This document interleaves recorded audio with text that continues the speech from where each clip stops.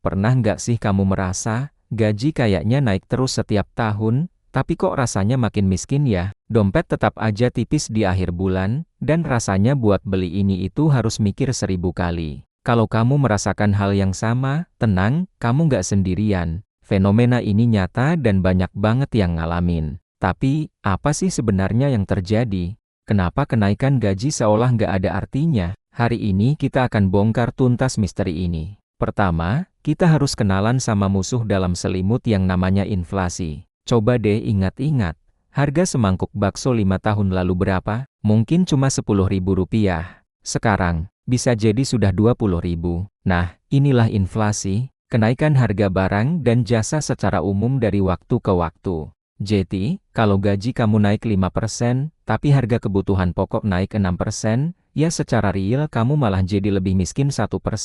Kenaikan gaji kamu seolah dimakan habis sama kenaikan harga. Kamu mungkin dapat lebih banyak lembar uang, tapi daya beli uang itu sendiri menurun. Inilah alasan utama kenapa nominal gaji yang lebih besar belum tentu bikin kamu lebih kaya. Alasan kedua yang nggak kalah penting adalah lifestyle creep atau inflasi gaya hidup. Ini jebakan yang halus banget. Waktu gaji kamu masih UMR, mungkin kamu sudah puas makan di warteg dan ngopi sasetan di rumah. Tapi begitu gaji naik, pelan-pelan standar kamu juga ikut naik. Mulai sering makan di kafe, ngopi di coffee shop kekinian, langganan berbagai platform streaming, sampai ganti smartphone setiap ada model baru. Tanpa sadar, pengeluaran kamu membengkak mengikuti kenaikan pendapatan. Jadi, uang tambahan yang seharusnya bisa ditabung atau diinvestasikan, malah habis buat upgrade gaya hidup.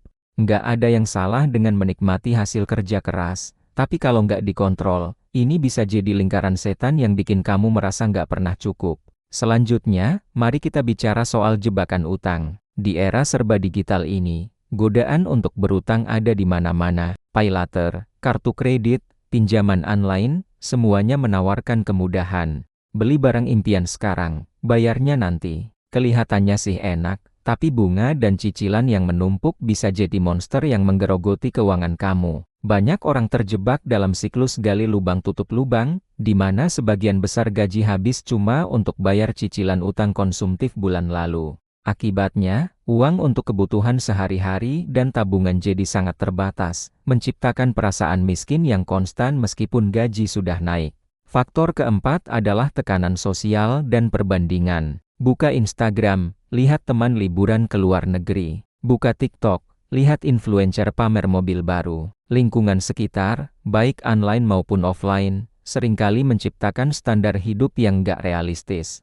Kita jadi merasa harus punya apa yang orang lain punya, harus mengikuti tren terbaru biar nggak ketinggalan zaman. Perasaan FOMO atau Fear of Missing Out ini mendorong kita untuk melakukan pengeluaran yang sebenarnya nggak perlu dan nggak sesuai dengan kemampuan finansial kita. Kita membandingkan panggung orang lain dengan belakang panggung kita, yang akhirnya cuma bikin stres dan merasa serba kekurangan. Kemudian, ada juga yang namanya hedonic treadmill. Ini adalah teori psikologi yang bilang kalau manusia punya kecenderungan untuk cepat kembali ke tingkat kebahagiaan yang stabil setelah mengalami kejadian positif atau negatif. Dalam konteks keuangan, saat kamu dapat kenaikan gaji, kamu mungkin merasa senang banget untuk sesaat. Tapi setelah beberapa bulan, perasaan itu jadi biasa aja, gaji baru itu jadi normal yang baru, dan kamu mulai menginginkan lebih lagi. Kamu butuh stimulus baru, seperti kenaikan gaji lagi atau membeli barang mewah baru, untuk merasakan kebahagiaan yang sama. Inilah yang membuat kita selalu merasa kurang puas. Kurangnya literasi keuangan juga jadi biang keladi yang besar. Banyak dari kita nggak pernah diajarkan cara mengelola uang dengan benar di sekolah. Kita tahu cara mencari uang, tapi bingung cara mengaturnya. Apa bedanya menabung dan investasi? Bagaimana cara membuat anggaran? Bagaimana cara kerja bunga majemuk? Ketidaktahuan ini membuat kita rentan membuat keputusan finansial yang buruk. Uang yang seharusnya bisa tumbuh dan berkembang lewat investasi, malah diam di tabungan yang tergerus inflasi, atau lebih parah lagi, habis untuk hal-hal yang nggak penting. Terakhir, ada juga faktor eksternal seperti kenaikan pajak atau perubahan kebijakan pemerintah yang bisa mempengaruhi pendapatan bersih kita. Mungkin gaji bruto kamu naik, tapi setelah dipotong pajak, iuran BPJS, dan potongan lainnya, kenaikan yang kamu rasakan di rekening nggak sebesar yang kamu harapkan. Ini juga perlu jadi bahan pertimbangan. Jadi, apa solusinya? Pertama, sadari dan lacak pengeluaranmu. Buat anggaran bulanan yang realistis. Kamu harus tahu pasti kemana perginya uangmu. Kedua, lawan inflasi gaya hidup. Saat gaji naik, usahakan untuk menaikkan porsi tabungan dan investasi, bukan cuma porsi konsumsi. Ketiga, bijak dalam berutang. Bedakan antara utang produktif seperti KPR rumah pertama dengan utang konsumtif untuk gaya hidup. Keempat, tingkatkan literasi keuanganmu. Belajar tentang investasi, dana darurat, dan perencanaan keuangan. Banyak kok sumber gratis di internet. Dan yang terpenting, berhenti membandingkan dirimu dengan orang lain.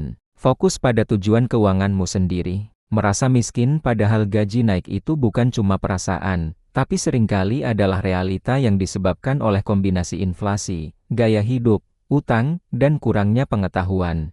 Tapi kabar baiknya, semua itu bisa diatasi. Dengan kesadaran dan strategi yang tepat, kamu bisa kok memegang kendali atas keuanganmu dan benar-benar merasakan manfaat dari setiap kenaikan gajimu. Kamu bisa memutus siklusnya dan mulai membangun kekayaan yang sesungguhnya. Semoga pembahasan kali ini bisa membuka wawasan baru buat kita semua ya. Jangan lupa untuk bagikan video ini ke teman-temanmu yang mungkin merasakan hal yang sama. Terima kasih sudah nonton sampai akhir. Jangan lupa like, komen, dan subscribe ya. Sampai jumpa di video selanjutnya.